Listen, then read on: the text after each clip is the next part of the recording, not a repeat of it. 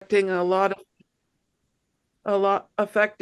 of people in Alberta and beyond, and it's affecting, of course, people with minority issues even more so, because if anybody's been looking to rent anything recently, the competition is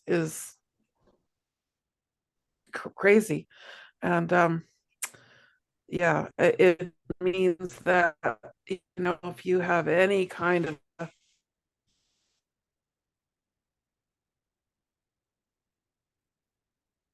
you're uh, the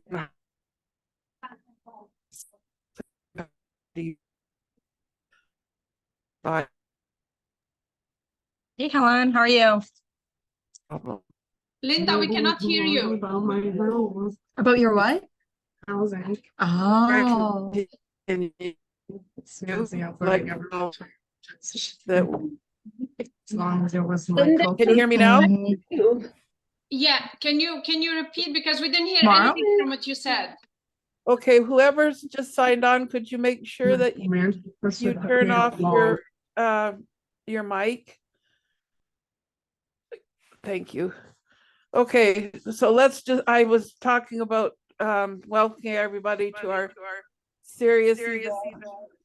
We're on housing crisis in across the country, affecting everybody, but some people even more than other people, especially racialized minorities, immigrants, new Canadians, and people with disabilities, people with families, people with pets.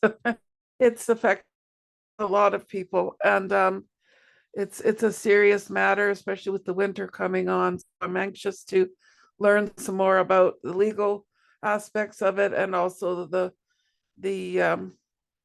plans that we have to try to alleviate some of the difficulties. The land acknowledgement, I must recognize that we are located in Treaty 7, region of Southern Alberta, and that includes the Blackfoot Confederacy.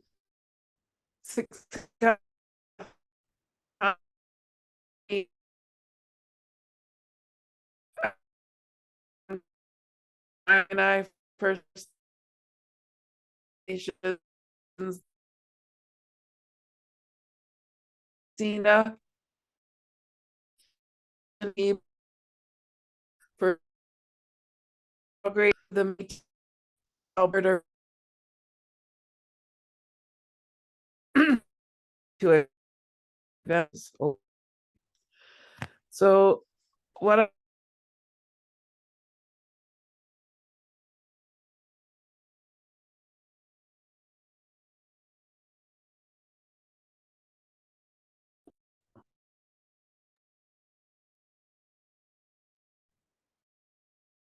Rosa,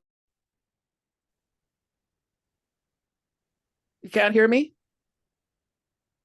Says No, my we weren't able to hear you, and now we see you again. So no, we weren't able to hear you. I believe you're having problem with the connection. Yeah, it says my connection is unstable. Do you think I should sign off and come back? Sure. Well, I'll do that in a minute, because I'd like to introduce. Can you hear me now? Yes, now we can hear you. Yeah, maybe you should stay Okay. for now. Yeah, I'd like to introduce, we have two speakers from the research center who are going to be discussing the legal aspects of housing and whether or not we actually have a recognized right to housing in Canada and what that means. And then we are joined by three people from the City of Calgary. I'm very interested in hearing what they have to share with us. Katherine Plotnick is the leader of Major Housing Partners at the City of Calgary. She has experience in affordable housing, community development, excuse me, and strategic planning with public and nonprofit organizations. 2016. She co-authored the previous affordable housing strategy, led the One Window initiative to design a coordinated housing intake process, and contributed to the citywide service plans and budgets. She holds a BA from Harvard University and a master's in city planning from Rutgers University. Oh no. Can you still hear me? Yeah, we can hear you. Okay. It's very unstable. I apologize. Carly Ferguson is the coordinator in the Planning and Development Services Department of the City of Calgary. Carly began her planning career when she first joined the same team that she now leads 20 years later. Since then, she has contributed to a wide range of city initiatives, including the Guide for Local Area Planning, 2 updates of the Municipal Development Plan, Calgary Transportation Plan, and most recently contributing to the housing strategy from the planning perspective. And finally, we have Claire Noble, is a project manager with the City of Calgary Housing Solutions team. She has a master's in planning from the University of Calgary and over 15 years of experience working on affordable housing research, policy, and strategy. So welcome to your speakers. The first 2 speakers will be Myrna Fakhry Tuttle and Mikhail. You pronounce your last name for me, please, again. Sorry. It's Villaruel. Villaruel. Did I do it? Yep. Okay, thank you. And I'm Mikhail Villaruel, right? Good. So you 2 folks are going first, and then we'll follow up with the city. So go ahead, please. I think I'm gonna see if I take my picture away, if that will help with the Okay, thank you, Linda. I'll share my screen now.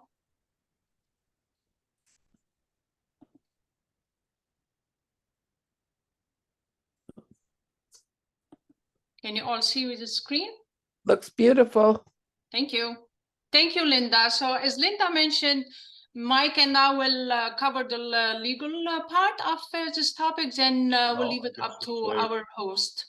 So I will talk about the international law, and then Mike will talk about what we have here in Canada.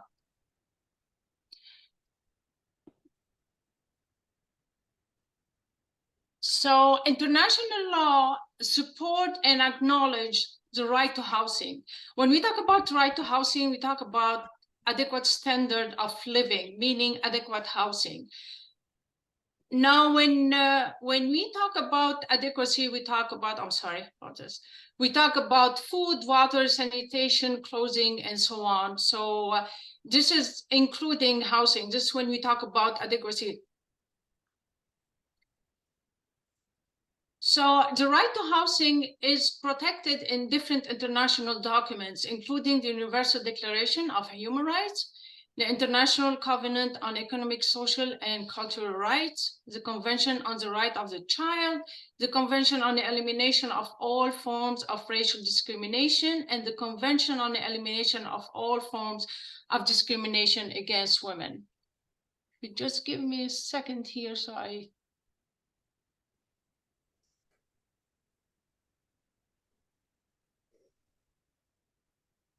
I'm just trying to fix the screen here.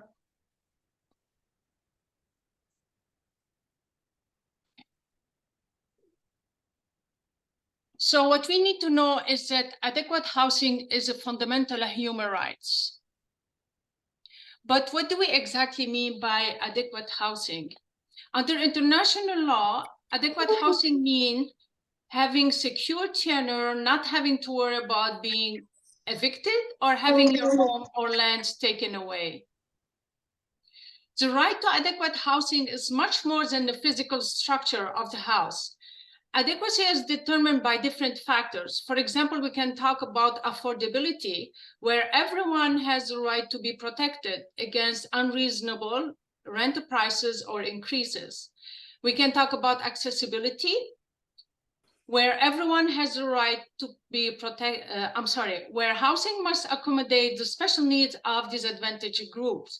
We can talk about location, where housing must be close to healthcare services, schools, and employment, and so on.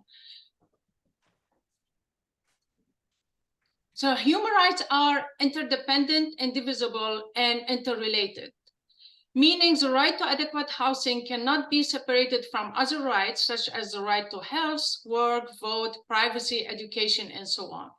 Now, unfortunately, most of the time, violation of the right to housing happen without any punishment. This is because at the domestic level, housing is rarely treated as a human right.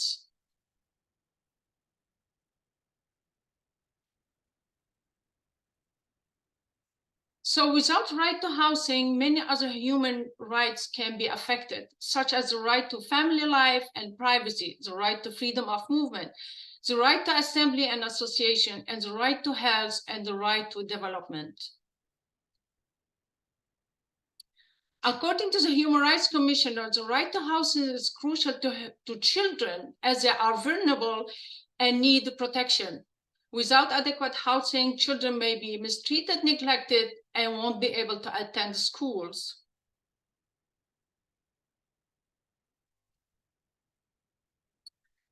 So in conclusion, what we need to know is that the right to housing is a human right that's critical to a person's health, dignity, safety, inclusion, and contribution to their community.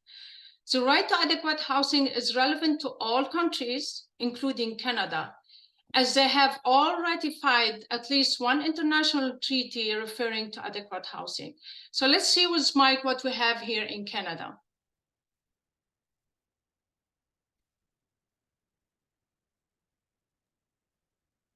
Okay, gonna discuss the presence of right to housing in Canada. So now that we have established that the right to adequate housing is a human right under international laws, we now discuss what Canada's obligations are under these international human rights conventions. As you may know, Canada has been a signatory to at least one of the human rights conventions which provide that adequate housing is a human right. So I will discuss later how Canada would fulfill its obligation under that convention. For now, we just need to understand that Canada is committed to protect the right to adequate housing. In fact, in 2017, Prime Minister Justin Trudeau stated that housing rights are human rights and everyone deserves a safe and affordable place to call home. And one person on the streets in Canada is too many. However, the right to adequate housing or right to housing is not mentioned in the Constitution Act or the Canadian Charter of Rights and Freedoms. So Canadian provinces and territories do not also have housing in their laws, or they do not protect housing in their laws.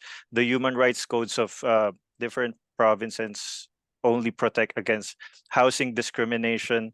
This relates to the protection against tenancy in most of the cases.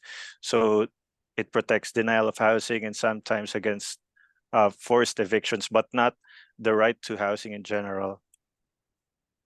In April of 2018, the federal government adopted the country's first national housing strategy in order to implement Canada's obligation. So this is the way of Canada in implementing its obligation under international laws.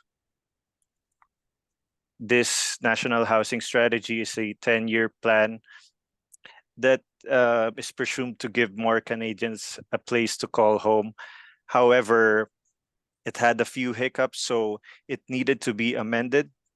And in 2019, after some amendments, the federal government introduced the National Housing Strategy Act in the Budget Implementation Act.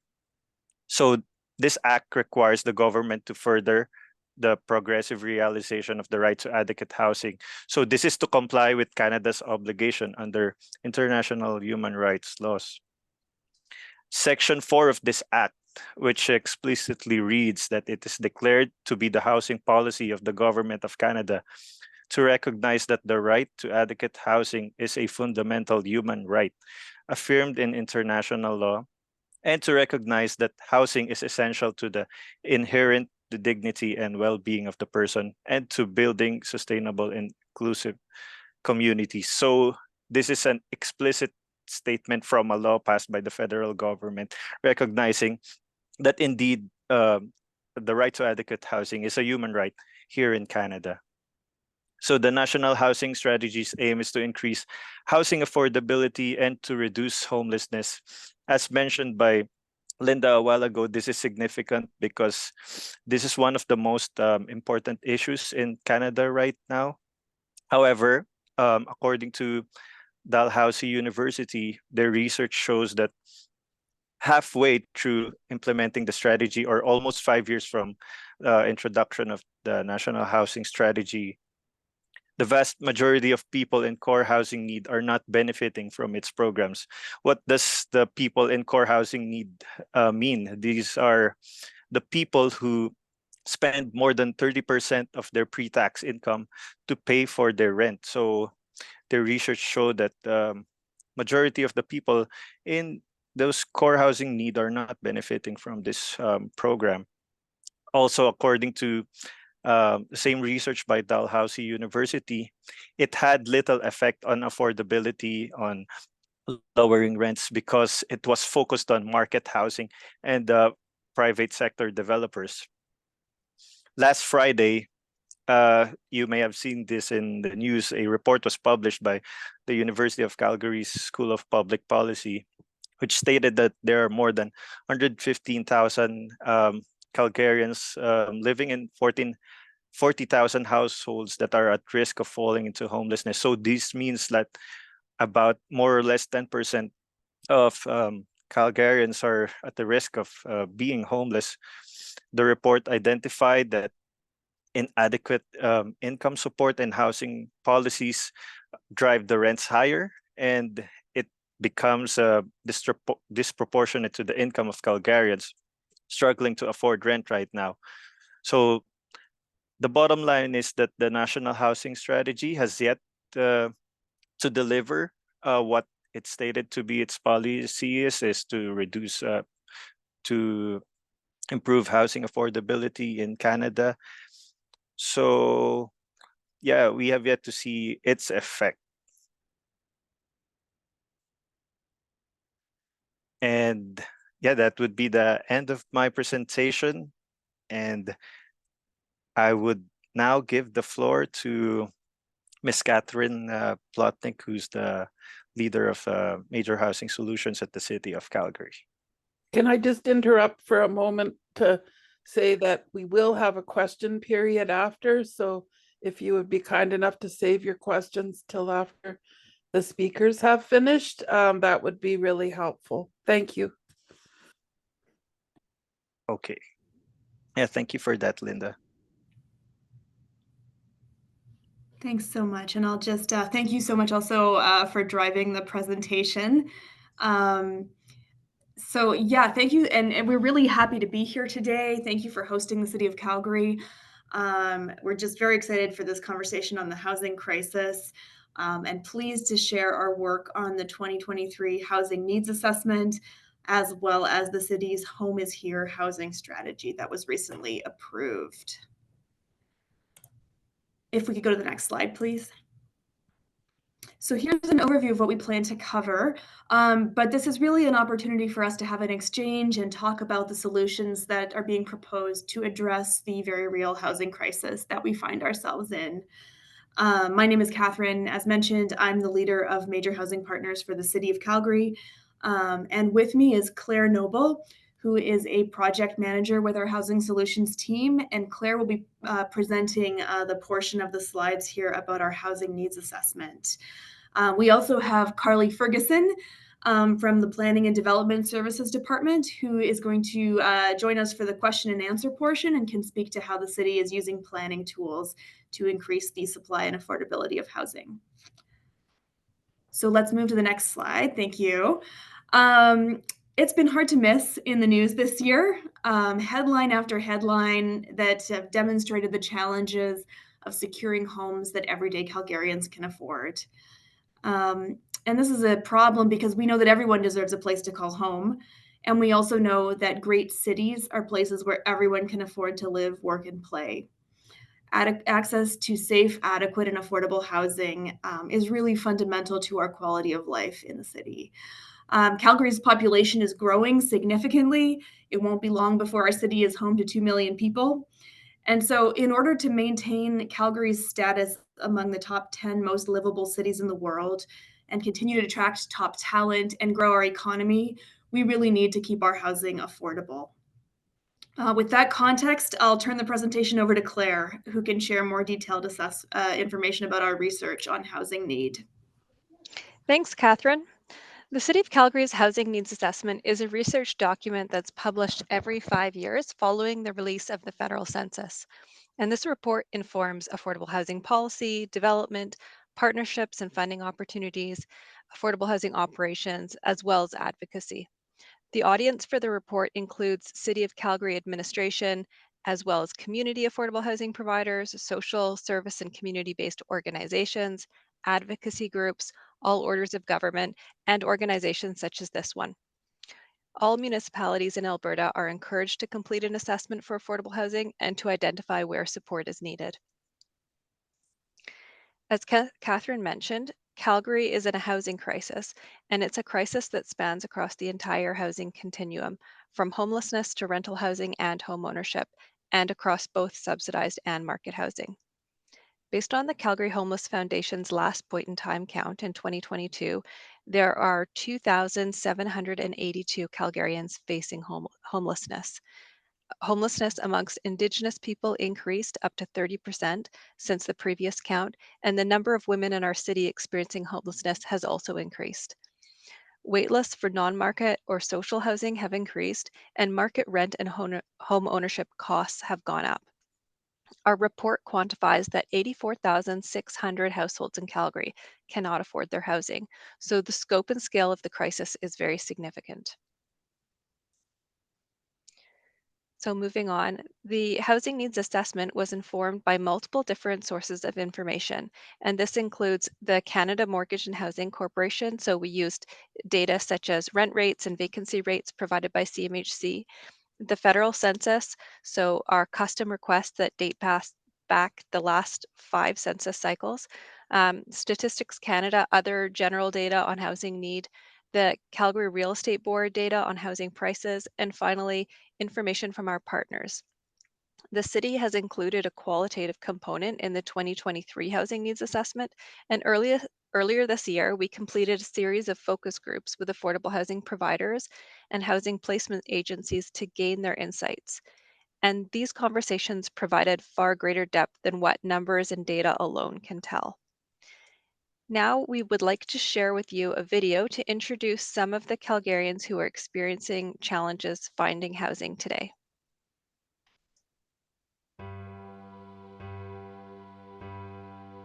Calgary is currently experiencing a housing crisis. The latest data published in the 2023 Housing Needs Assessment Research Report shows us that an increasing number of Calgarians are struggling with housing affordability. Published every 5 years, the information in the assessment informs the city's affordable housing policies. It also helps us plan our work with housing providers who build new developments and other orders of government who fund them.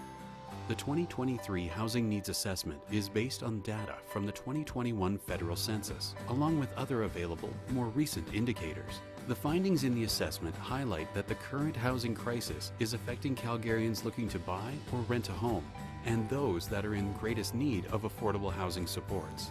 Based on the number of people expected to move here in the coming years and the historical rate of housing need, the number of households in need of affordable housing is expected to reach close to 100,000 households by 2026. Here's a look at what housing need means from the perspective of a few of our over 86,000 Calgarians who are struggling.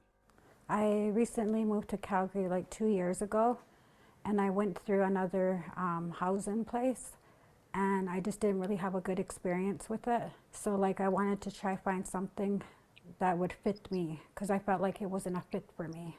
I'm living in a subsidized place specifically for seniors, and I am a senior, so I qualify. But it was a real challenge to go through all the paperwork and interviews and whatever to find a place. I'm an international student.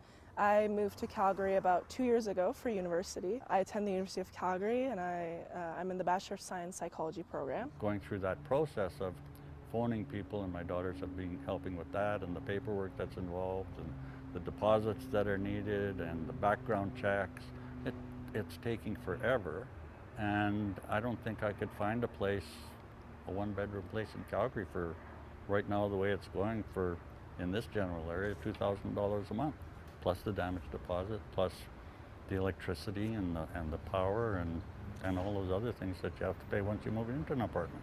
It's just not affordable. I had a landlord tell me that they had about 200 applicants for a basement unit, including families, and that's just, I mean, you can tell how dire the situation is currently. I have roommates.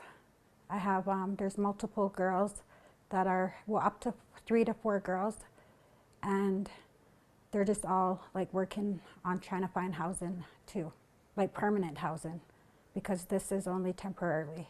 So it's also hard to get housing when you're single. As an international student, my parents are sending me here for a better quality of life, and they didn't send me here to, worry about whether I'm going to be homeless or not for however many months or however many days that it takes me to find a place, especially during the academic year. It's kind of been a little hard because like inflation, like prices are very high. And so like with where I'm working at, I only get so much a month. And then I also have to focus on other needs that I would like to have. And sometimes I can't do those because I have to pay rent before anything. My children are both working now and they're doing well, but I'm certainly worried about my grandchildren. They're going to be left with a hefty problem. I would like to see my family more. Like I'd want to go visit them and like travel and see other places too, but because of the housing, that's all I can, it's not an option. It's what keeps me going. It keeps me being more positive. It's just like smudging every day and just experiencing all the cultural stuff that I have. Especially as international students who don't have a really strong foundation in the city, it's important to be a little bit more welcoming. It's a very difficult situation. What can be done about it, I don't know, but somebody better start pretty soon with a vision, because we're not getting less seniors every year, we're getting more seniors every year. For more information and to read the City of Calgary's Housing Needs Assessment, visit calgary.ca/housing strategy.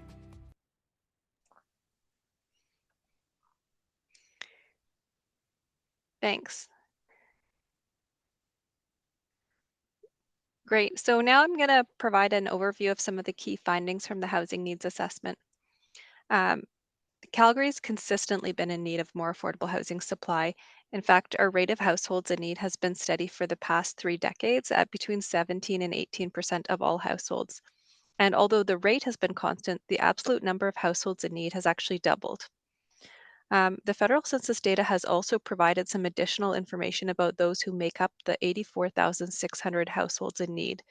So we know that 81% of the households are 1 and 2% households. 56% of the households identify living with someone who experiences difficulties or long-term challenges. 32% of the households are racialized, and 4.5% of the households are Indigenous-led, compared to only 3% of Calgary households overall. Now I want to talk a little bit about how the housing conditions of 2020 compare to those of today. The 84,600 households in housing need from the Housing Needs Assessment is based on the 2021 federal census, which uses income data from 2020. Of course, 2020 was an anomaly year due to the pandemic, and many households received income supports from the federal and provincial governments, and these had a large impact on lower income households and their ability to afford their housing. The city ordered a data set that reflects a hypothetical scenario where households did not receive these supports. And in this scenario, a much larger number of households would have been in need, over 100,000. And that really shows the important role that these income supports provided in alleviating housing need. Other factors that were different in 2020 compared to today include we had steady migration and relatively higher vacancy rates and lower rent rates compared to today. We also had lower borrowing rates and lower home prices. By comparison, in 2023, COVID related income supports, of course, have been discontinued. Many households who lost income during the pandemic have regained that income. Vacancy rates have also decreased to 3%. Now, this is from the February rental market report, but I've heard they may be as low as 1% today. Average rents also increased by 40%, and the average single detached home price increased by 37%.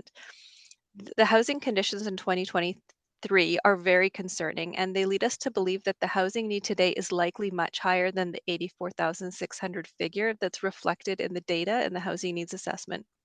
Of course, we won't know for sure until the next federal census, which takes place in 2026. As we look to the future, combined with our expected population growth, the number of households in need of affordable housing is expected to reach close to 100,000 by 2026. The findings of this report validate the experiences we've all been hearing, seeing, and which some of us may be personally feeling. And now I'll hand it over to Katherine to tell you about the city's strategy. Thanks, Claire. So Calgary City Council approved Home is Here, the City of Calgary's housing strategy for 2024 to 2030 on September 16th. This was following a multi-day public hearing where the Community Development Committee heard from over 160 speakers and reviewed hundreds of pages of written public submissions. Many of those speakers, individual Calgarians, organizational representatives, and community leaders spoke about the need for affordable housing and their lived experiences and their views on the recommendations in the strategy. I'll take the next few minutes just to walk you through the 5 outcomes in our strategy that will help us to turn the curve on this crisis.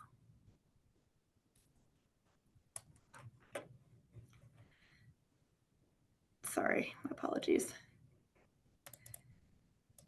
So the first outcome is to increase the supply of housing by making more city land available for affordable housing, using city funding tools to leverage partnerships with other orders of government, and amending planning policy to allow for more diverse housing types.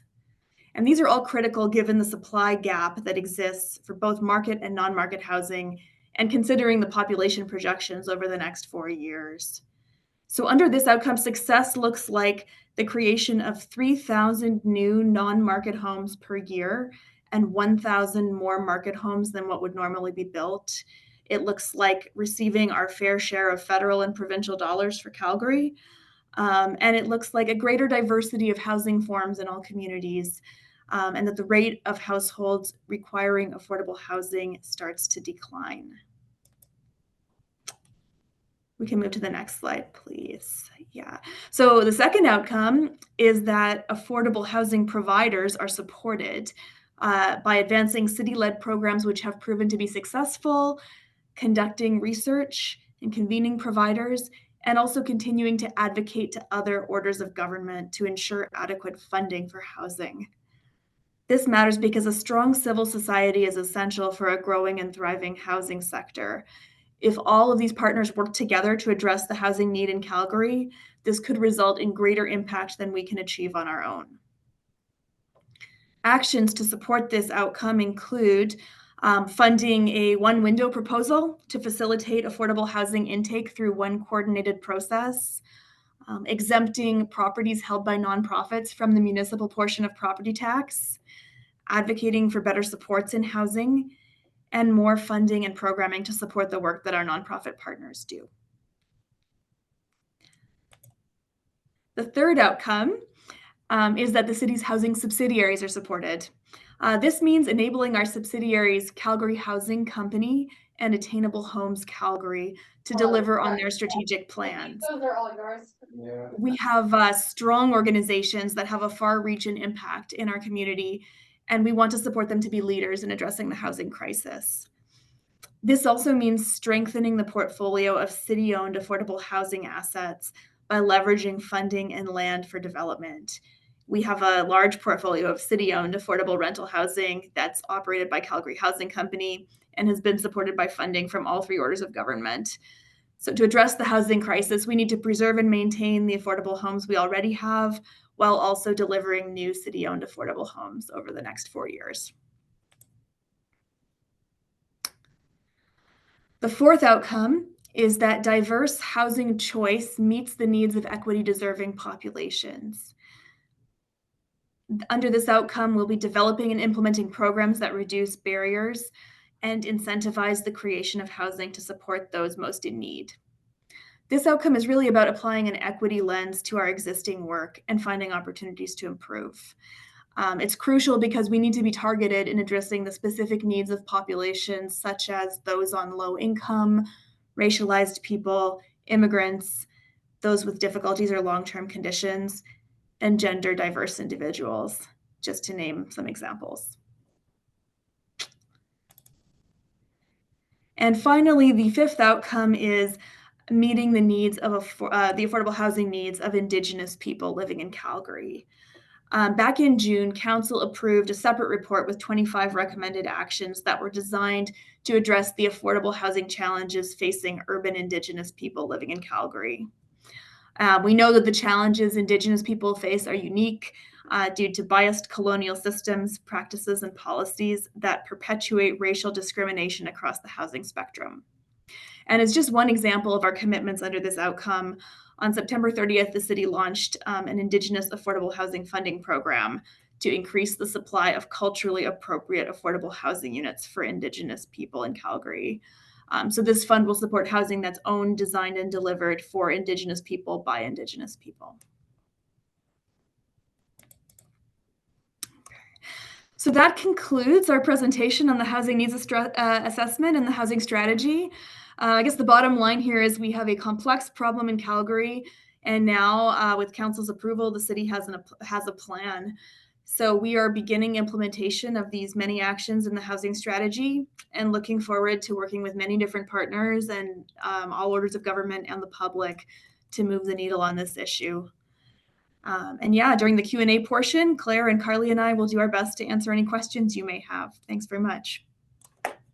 Wow, thank you so much for your information and your obviously hard work on this critical issue. If you have a question for any of the speakers, if you could, on your computer, there's usually a hand button. I just have to move this so I can see the hands. Just give me a second here. There we go. Oops. So let me see if I see any hands.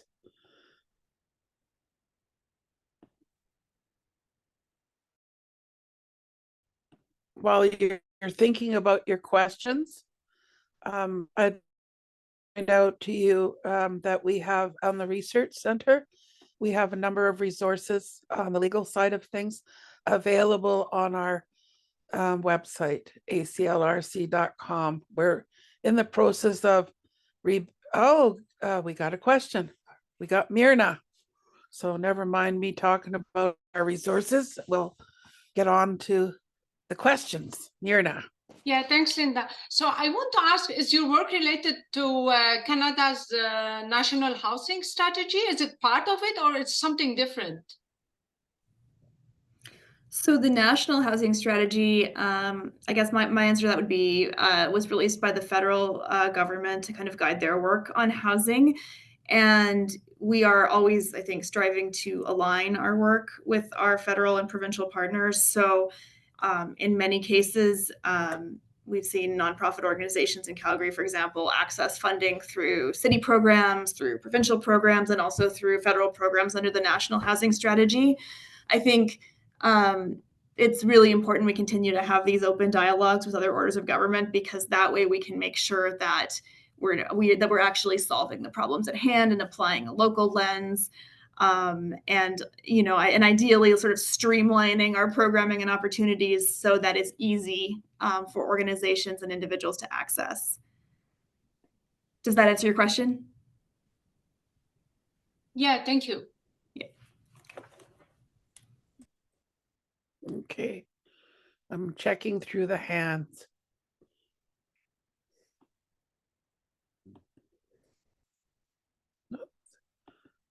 Not seeing any.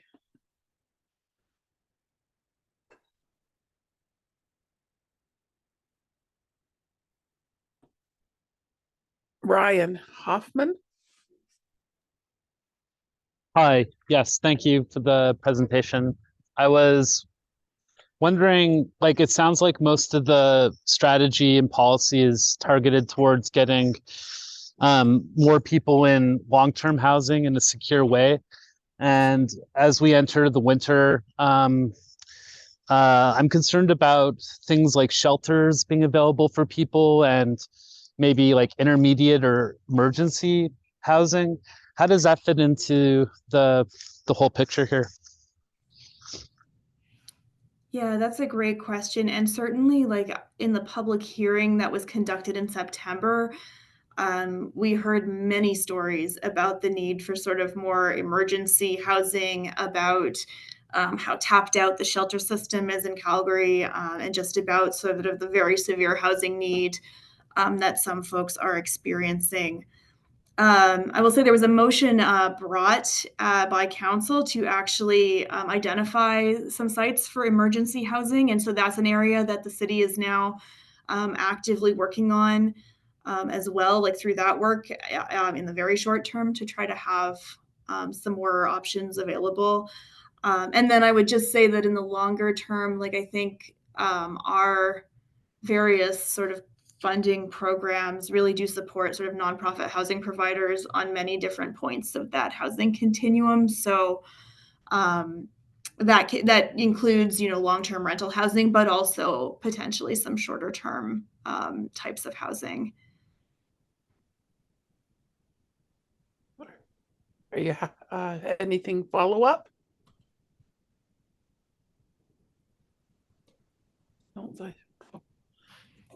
I think your mic is off.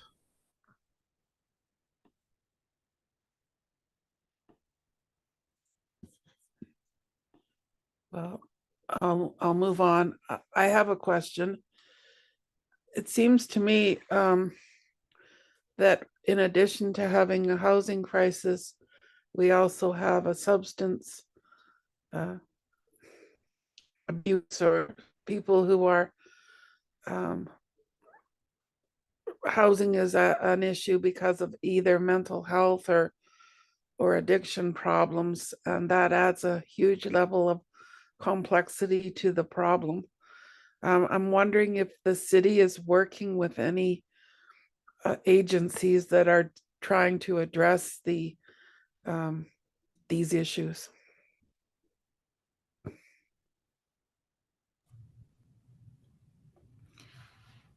I think the short answer is yes, we are. And absolutely recognize that, the housing crisis has ties, I think, to many, many other sort of complex systems, including healthcare. There are mental health and addiction implications. It's the problem of poverty as well, right? So I think we're always trying to figure out how we can sort of better have like a multidisciplinary approach and not be working in silos. And so I think with that in mind, yes, like many of the partner organizations that we work with are housing providers who also work alongside social service agencies, and are kind of working together on some of these challenges that their tenants perhaps face. I would say the city also has a mental health and addiction strategy, and we are, in constant conversations, I guess, with those folks to try to figure out how we align our work. I'm not sure if Claire or Carly, you'd have anything to add? No, I think you answered it well, Catherine. Like, I think that with all things, it's just there's so many cross sections and different layering on top of it. But definitely the city is aware of that, and through different things, both within the planning department, but also housing solutions, looking at how to tackle some of these big problems in a more comprehensive way. Thank you. It is very complicated. Human beings are very complicated. There's a question in the chat. I'm just gonna, there's a comment about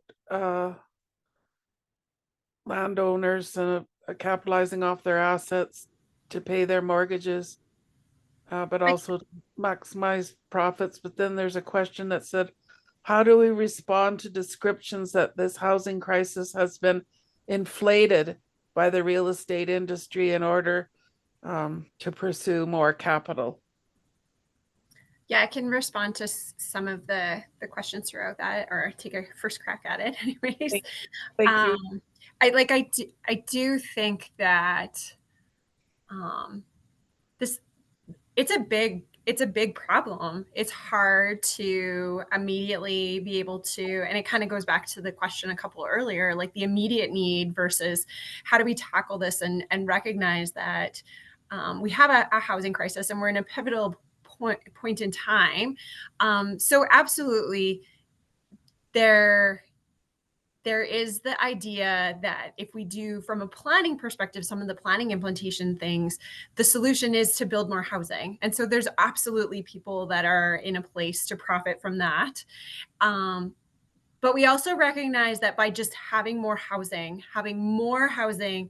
it's just that economic supply and demand model that it will eventually allow for there to be more affordable options throughout the city.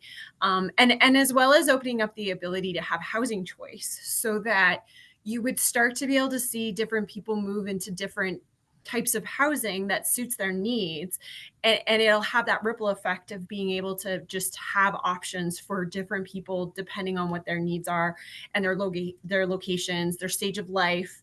And so yeah, there is this idea that it can be a money-making thing, but we do see that it's part of the solution. I would say the housing strategy, I mean, Catherine went over the outcomes. There's over 30 actions, and it's meant to be a suite of a whole bunch of different things that we're proposing we do through the implementation. And some of it will be planning, but some of it will be advocacy to different levels of government. And so there's different things along the kind of the range and the spectrum of actions that will allow us to kind of take a strategic approach to it as a whole. I don't think there's a silver bullet. I don't think there's anything in there that will be like, this is going to get us to a better place in 5 years. I think that it's the whole package, and we need to be really thoughtful about implementing and being serious about tackling the whole strategy. And so, I mean, there are descriptions that the real estate industry and perhaps, that the housing crisis inflated. And I think that we are able to point back to what Claire presented in the housing needs assessment to just continue to emphasize that there is a housing crisis. And we recognize that across the country, there's a housing crisis. And what we've heard from other municipalities is that we're in a really pivotal place where Toronto and Vancouver are envious of us. They're saying, we wish that we would have been in your place and we would have done something 10, 15 years ago. And we're in a really important point right now with some of our land value and some of our economics, that if we go through and do, for example, some of the planning changes, it could make a real impact in the future. And so, we continue to be able to point to some of that research. There was another question about, there are a lot of really underlying systemic issues that we know are going to be really hard for us to break down those barriers and to tackle that. And so we're trying to figure out like small steps and how we can make a difference and make a change. But there's broad level things that are outside of our control that we just know that we won't be able to tackle. Can I I just think wait I've in? answered most of the questions. Can I wade in on something? Sure. As just an average everyday person, in contact with a lot of different types of people, I think you'd have to be, yeah, of course, people always try to capitalize off of any way to make money, and that's true. But I know so many people. I know students, I know young people, I know older people, all of whom are struggling right now. You'd have to have blinders on. Um, I'll just give you a personal example. My son has some disabilities, and he lives with two other people. And it took them almost a year to find an apartment for the three of them. Every time they went to look at something, there were tons of other people, and they never knew why, but he suspected it was because of their disability that they would get down to the bottom of the pile. I've also had, and I teach law, okay, at the University of Calgary. These are some of our future lawyers, and we've had people living in their car because they can't find affordable housing as a student. So like I said, I think we need to respond to these people. Like I said, of course, there are people who always try to capitalize off of shortages, but you'd have to kind of have blinders on not to recognize that we have an issue. And I don't think they're inflating the issue, because I'm just one person, and I also have a very, very elderly mother it took us several months to get her into adequate housing. So I'm sure everybody else here could share similar experiences. So I think the answer to that is just look around you, and we just have to move ahead. And yes, there'll be people who take advantage of it. There's no question, but I don't think I think they're not building enough affordable housing. And maybe if there's some sort of incentive to do that might help, but there definitely is a problem. And it's worse than I can remember in my recent past. That's my personal experience. Sorry to interrupt.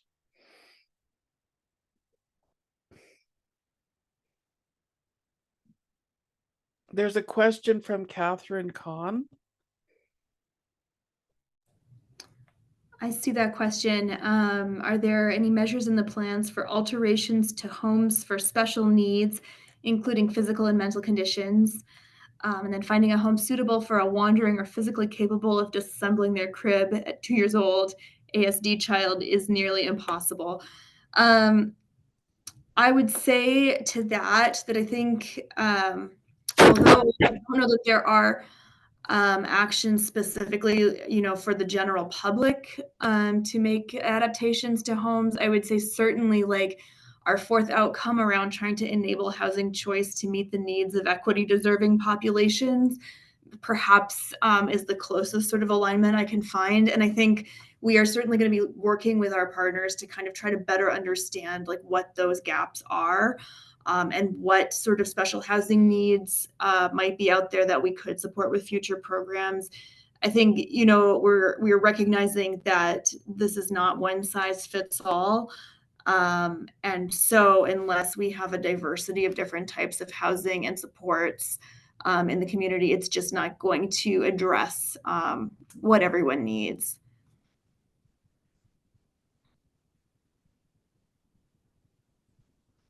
Okay, there seems to be another question. The provincial housing subsidy has been a lifesaver. Given the long waiting list, do you have a sense that the provincial government will put more money into that program? Yeah, I'd say, unfortunately, I'm really not able to speak on behalf of the provincial government about, their plans for rent supplements or for subsidies for social housing. Certainly what I can say is At the city, we're really aware of the many people who are supported by those programs in Calgary. And we'll certainly continue our advocacy to the provincial government, because we also believe that those subsidies are very important for a segment of Calgarians who really would otherwise not be able to afford housing. And then right after that, I guess I should have read these ahead of time, so I started my rant on, there we are. International students are victims of rental scams and scams in general. So I saw one lady on TV and she had made a huge payment, down payment, or some sort of deposit. And then when she shows up to the place, it's not for rent. And they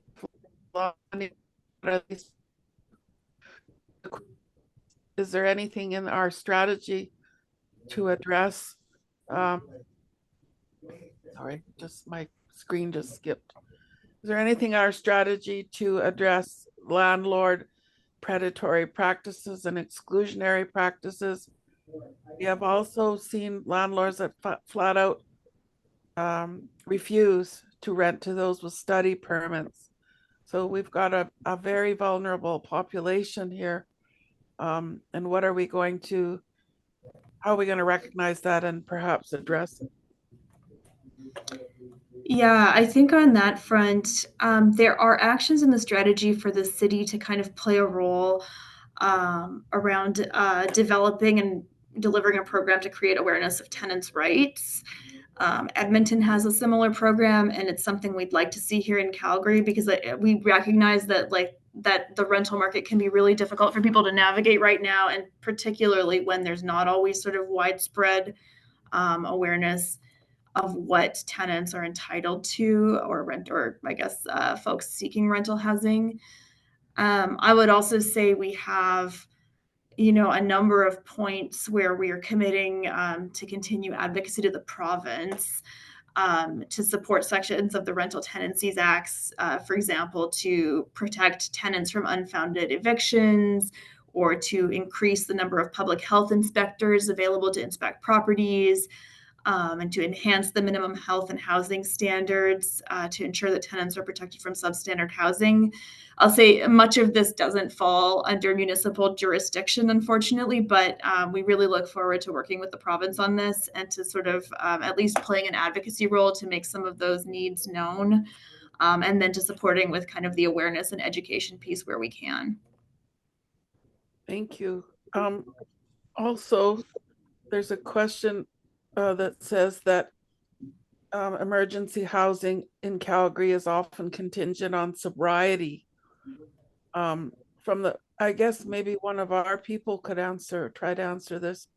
From the perspective of housing as a human right, is this right abrogated if a person chooses not to be sober?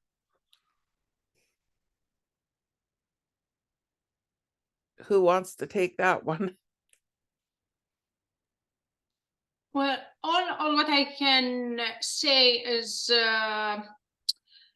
when we talk about our rights, we need to know that our rights are not absolute. So let's say if the city decide on limiting a number of people who can be in a shelter, and they need to think about the safety of all the occupants. So if someone might be a risk to other occupants, then the shelter can say it's like you cannot get in. So that's all what I can say, because again, we have to think about the safety of other people, not only our rights. Yes, tonight I don't mean to. I think that in some cases, not really a choice not to be sober, but in the end, you have to think about your responsibility to your fellow Calgarians, and people who run this drop-in centers and different places like that. They have to ensure the safety of everybody, and that's the way the human rights law works. It's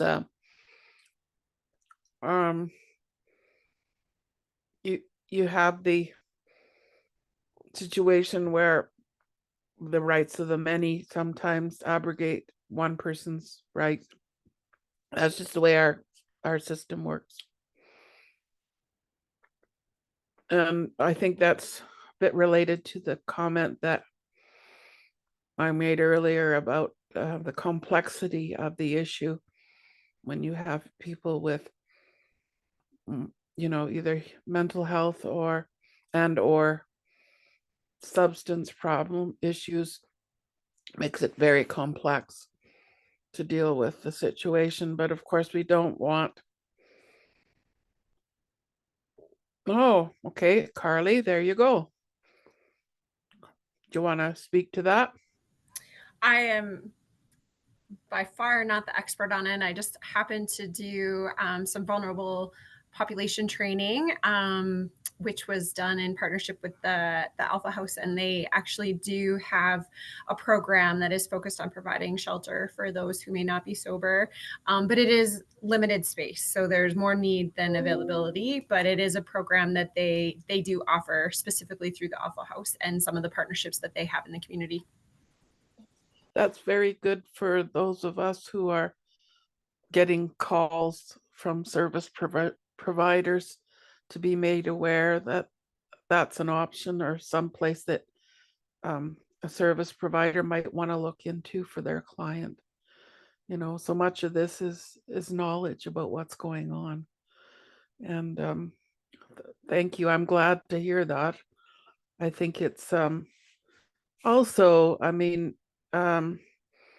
there are some challenges with the different forms of housing. For example, if you're in a family, it makes it very difficult to stay in some of these places. It's not really set up for families. My church used to sponsor something called what was it called? In from the Cold, and that was addressed at families, right? But it's never enough, and there are unique needs. One of the things that I don't want to imply is that people who don't have adequate housing are all unemployed and not working. We have a number of people who are going to university, who are working, and yet still are having a crisis about housing. And I can't imagine what it would be like. Okay, bye.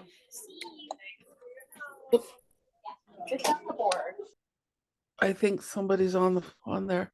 I can't imagine what it would be like to be trying to, raise a family, hold down, have some sort of issue with housing. I just can't imagine how difficult that would be. Okay, any other questions? I have a question. Myrna. So last week I listened to a podcast about the Airbnb in New York City. And so the city is regulating Airbnbs in order to use these apartments for long-term rentals. And I believe I read something similar here. The city here in Calgary is trying to do something similar. Am I right? So short-term rentals versus long-term rentals is definitely a really popular topic. Currently, we're undertaking some research, so we've hired some consultants to better unpack how much short-term rental actually takes away from the long-term supply and what's the best approach to regulating that, if in fact. From a true planning perspective, we often want to, or the the system that we have in place is we often say it's about the use, not the user. And we try really hard when we make planning decisions for it not to be about the user. Because if you have the pleasure of listening to public hearing of council where items go before council, members of the public often will come out in opposition to something because there will be a renter and there's a stigma associated with renters. And we try really hard to advise that a decision should be made on the merits of the planning application and from a planning perspective and not about the user. We should not be making decisions based on who may or may not be living in a home. Where it gets really slippery then is when there's a desire to have some regulations in place to limit the duration of a rental. Our initial findings are that we actually don't have a short-term rental problem in Calgary. We tend to not be a destination of choice, similar to a lot of the cities that do have the similar challenges. We tend to have a lot of short-term rentals that pop up during Stampede. And really, in the middle of November, people aren't coming to Calgary to rent an Airbnb. So it actually seems like the economics in Calgary aren't there for it to be actually taking away from the long-term rental supply. That being said, we're doing the research and we want to better understand. And then we kind of want to figure out the best approach to tackle that problem. Would it be through business licensing? Would it be through further regulations in terms of, that you can only rent if so a really popular one we hear from some of our counselors is that they would really like a secondary suite to be owner occupied. We feel like that is not an appropriate regulation to have in place, but it would be good for us to better understand some of the best practices around that in order to really see what would ultimately get us to the goal of having more housing available and more choices, dropping the prices, being able to address some of the challenges around accessibility and ultimately affordability. Yeah, thank you. When I read the article about Calgary I believe it was last week, and I was like, I had this impression, it's like, how many tourists do we have here in the winter? So, but I don't know. I think this is what's happening in big cities. They're talking about Airbnbs and, they want to regulate them and so on. So, but yeah, I had this idea. It's like, Calgary is not Vancouver. It's not in New York City. So, but I just thought it's like, it's still a good idea. And lastly, what we're seeing a lot, which is not within our jurisdiction or our purview at the City of Calgary, but we're seeing a lot of condo boards passing rules themselves to restrict it. So we're seeing a lot of buildings that are particularly not like purpose-built rental, they're privately owned condos. The condo boards themselves are passing rules and regulations to prevent short-term rentals. So it seems to be that for the most part, Calgary doesn't really have a short-term rental problem that is like impacting our long-term rental supply. But again, we might discover something from this research that we don't know. Makes sense. Thank you. Looks like Martha has a question. I was reading an article last week in the paper discussing the issue of domestic violence and people staying in unsafe housing because of difficulties finding space either in the shelter or in rental housing. How can coordination help so that people can have an avenue toward safe housing on an immediate basis as well as in rental accommodation? What's going to happen to help address people in domestic violence situations so they don't stay in their home situation longer than they should? I feel like this is another big and challenging question. And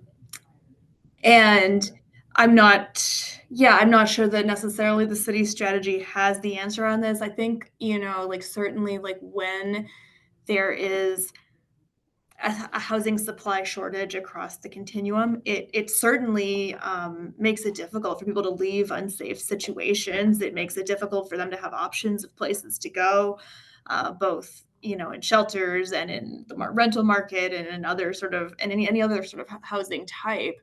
So I think in a big picture, like we need to try to make sure that there's sort of more housing choice available in Calgary, that would enable people to have sort of more freedom to make decisions about where they live.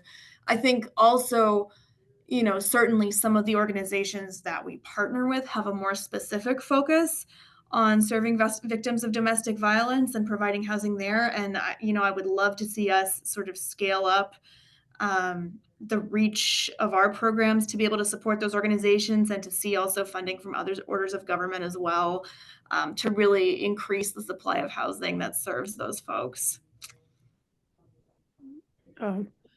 Thank you. There's a question from Catherine Kahn, and then there's a question in the chat. Hello, can you hear me? Yes. Okay, so I would like to go back a bit to my question. I don't think I worded it very well. My question about upgrades to homes is because, between now and say 2050, how many homes that we're providing for people are going to be existing homes already? And how many seniors we have, how many disabilities we have increasing? What strategy do we have for those existing places that are, I can't think of a single home within several kilometers of me that is wheelchair accessible. Trust me, I know. Sorry.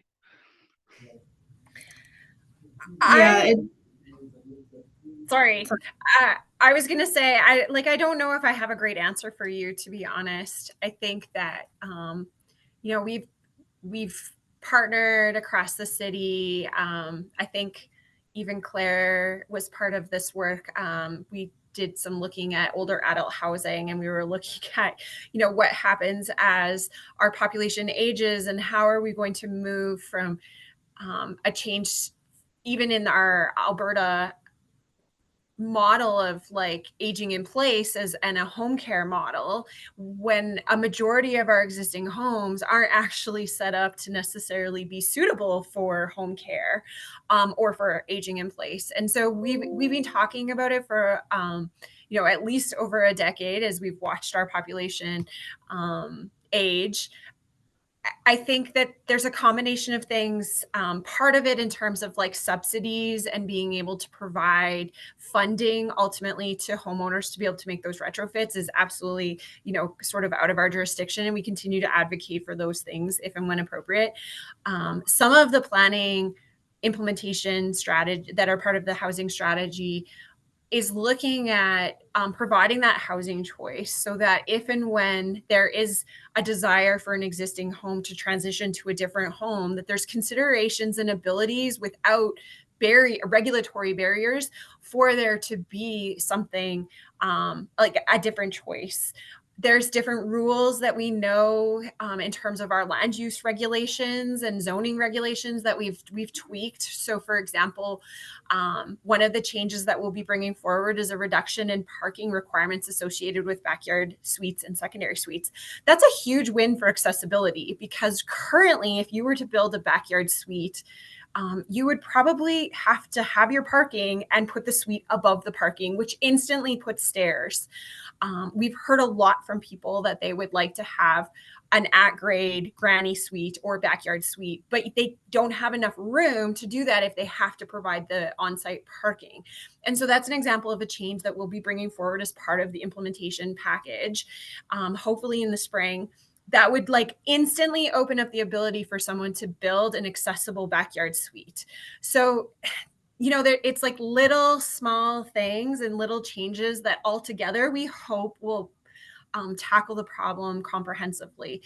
It won't be everything, and we know that there's going to be future work to be done. And then ultimately, in terms of retrofitting, 85% of our existing homes have stairs. They're single detached 2-story homes. We know that. That's something that you know,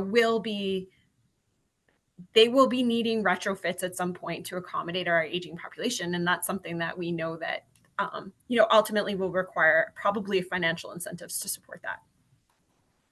And also, if I can wade in as a person who has one of those multiple stared homes, and there's nowhere for me to move because I'm raising my grandchild. And so a lot of seniors housing that might be adequate for me doesn't take kids under 18. And so I have to try to, but there are a few provincial programs, as long as you know about them, that they can help you make your house more accessible. And so that it's a lot of it has to do with people knowing what they can, like there needs to be more knowledge about that adequate, but I'm just saying it helps to know that there's somebody out there who can come and look at your house and talk to you about how it can be fixed up to be more accessible.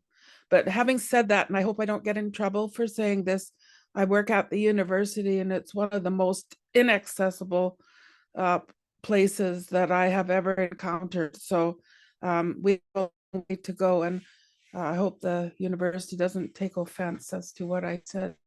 I don't know, but it's in the winter. There's a kind of I'll get to you, Temi, but there is a question in the chat. We might need, because of the complexity of the problem, we might need a very complex strategy. I don't ask to pursue a silver bullet. We might have to be innovative, unconventional, radical model. What are some of the radical solutions out there? Thank you. Yeah, thank you for the question. I think so. In developing the housing strategy, I will say the housing solutions team here at the city did a real look, a jurisdictional scan at what other cities have done in Canada and also really all over the world to try to find some of those, I guess, some of those radical ideas. And we've tried to incorporate those that we think would work in Calgary into the strategy itself. I think, I don't know, I think, you know, for me, I think a lot, you know, in many ways, what it will come down to, in my opinion, personally, is sort of the political will to make big changes, right? And for governments to step in and provide, you know, funding, frankly, to support people living in poverty, and to also be able to sort of have the courage to push through with changes to what neighborhoods look like and you know, to the types of housing that we provide, and think differently about, you know, some of these things in our city. And I think it's really encouraging to see Calgary City Council's support of the housing strategy, and really, really encouraging as a member of administration to see the public sort of come out for this great debate that we had in September. I think, you know, when people get involved on this issue, we really do have a chance to kind of show that we're open to these more radical solutions and to sort of stepping up our contributions. And, you know, while I recognize that nothing in our strategy is a silver bullet, as we say, and, you know, this probably will not on its own solve the problem, I think the conversation in Calgary is changing, and I'm really encouraged to see that as somebody working in housing. I don't know if others from the city want to weigh in on this. I think that was really well said. Okay. Yeah, because I was thinking too, like, you know, I feel like there is some pretty radical stuff that, I mean, radical for us, that kind of landed in the housing strategy, and the conversation in September was really interesting. For example, you know, one recommendation was for the City of Calgary to essentially provide free one site for emergency shelter housing. and they amended it to 2. Like, that's huge. That's a huge thing. I think that it's like, this audience maybe can appreciate that, like, the City of Calgary is a huge bureaucratic organization, and it is ultimately that political will. And so sometimes some of the most innovative radical solutions, we put them forward and we don't get support. And I think that seeing so many people come out to the committee meeting in September, we need more of that. We need more of those voices sharing the stories and really illustrating the need that we're hearing today. Typically, and particularly as we start to bring forward for actual decision, some of the changes, our planning decisions often, I would say there's like one demographic that has the time and energy and the ability to come and talk to council and provide their opinion. And it takes a lot for people that are struggling to find housing and struggling to put food on the table and struggling in so many ways to come and talk to council and provide that perspective. But it's so important for us to hear so many voices so that we can really ensure that the decision makers are making that a decision, recognizing that there is that diverse perspective out there. And I think that that's where some of the radical solutions need to come from, is like getting the approval of the stuff that we bring forward. The planning department will be bringing forward some pretty bold changes. It will be some of the biggest changes that we will have ever seen at the City of Calgary in terms of some of the rezoning work. And currently today, if you wanted to redesignate your property, you would have to pay a significant amount of money and go through the process. It would take, it would be over $6,000, and it would take you over 6 months to get before council. And like, that decision isn't guaranteed. Council is sometimes refusing those decisions. And so for us to come with that for the entire city is going to be a big, big proposal. And we need Calgarians to come speak out. So I would say, like, there are some radical and unconventional proposals embedded in that housing strategy. And now it's where the rubber hits the road. Yeah, thanks, Carly. That's a great example. And I think, like, sometimes it's about finding like these new and innovative solutions that nobody's thought of. And other times it's just about finding the courage to actually implement the things that we already know will work if we can just get the support for them. So I'm, really encouraged and happy to be working in this area right now. Thank you. I think, Tammy, you've been so patient. Your mic's not on. Thanks. Yeah, I just wanted to ask a question about what we saw after COVID, the pandemic. And, we had the drive for people to come to Alberta, come invest in Alberta, and then a lot of people, came and bought investment properties. So I just want to find out, is there going to be like a regulation? Because it seemed as if, a lot of people were telling success stories about how they sold their houses above asking prices. So without, how do we balance, this need to have investors come with the thin line of not infringing on the freedoms of others? So that's the question I have. Is there going to be regulation in place? Is it going to be monitored? How do we balance that? We are currently actually looking, because like in BC, for example, there is some legislation around like taxation of foreign ownership, for example. And so we are undertaking some work to kind of better understand, like, do we have that, and has it increased over time? And are we seeing a lot of non-Calgary investment properties? But in terms of growth, we want the City of Calgary to grow. We want to welcome people to the City of Calgary. It's a really important for cities to continue to be able to, maintain jobs and maintain companies that are here, is to continue to have a workforce. And so it's part of, we talk a lot about Detroit as an example of a city that starts to not grow.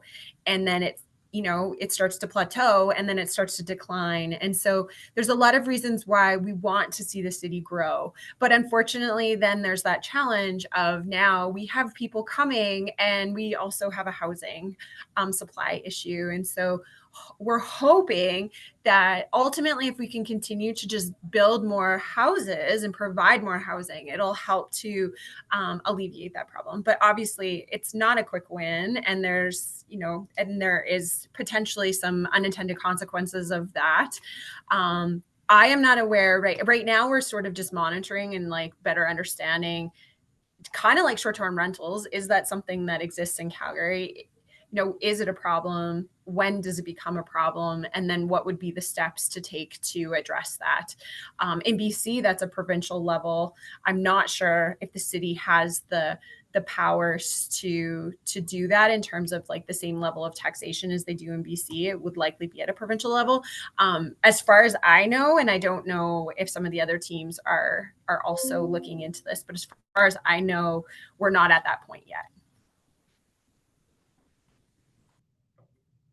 Yeah, thanks, Carly. I think from my perspective in housing solutions, we'd probably echo everything that you said there. So it's complex interjurisdictional stuff, but it doesn't mean it can't be done, right? Just need to have the open-mindedness of the people that could make provincial legislation and regulations that assist in those issues. But it is kind of an ironic thing that you say, oh, please come to Calgary, please, we love to have you, but then they say, well, where am I going to live if I come? And so that can be a deterrent for a number of reasons. And that's a really good point. There's so many different angles to this problem. It's this problem / opportunity. It's complex. It's very complex. I think we're almost ready to wrap things up. I'm just going to make sure I didn't miss anybody for answering questions. I mean, we just opened the conversation, and it's interesting too for people to think about if there's any way the law, legal remedies could assist in this situation, because of course we all know that a lot of times it's very expensive to pursue a legal remedy. There have been successful cases in BC. Quite a few years ago, there was one where the homeless population were kicked out of a park, and they were eventually ordered to have adequate housing. And I would say as the winter approaches, it becomes really scary because it's been quite cold already, and I always think about people who are on the street for whatever reason, and how we don't want anybody to freeze to death. And that's as human rights as you get. Anyway, Temi is gonna wrap things up for us. Did I miss anybody? I don't think so. Okay.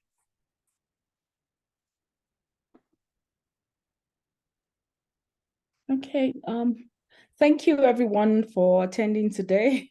We certainly had very engaging conversations here, and food for thought, even as we see the housing crisis being dissipated. And we hope that, as the city is working on this, we hope, that the solutions come to fore quickly. So thank you to all our speakers. Thank you all from the City of Calgary, and of course to Myrna and Mike as well, who gave those short presentations on behalf of the center. And we hope you enjoy the rest of the afternoon. And if you have any questions, please email us at aclrc@ucalgary.ca. We'll be happy to answer the questions. Thank you.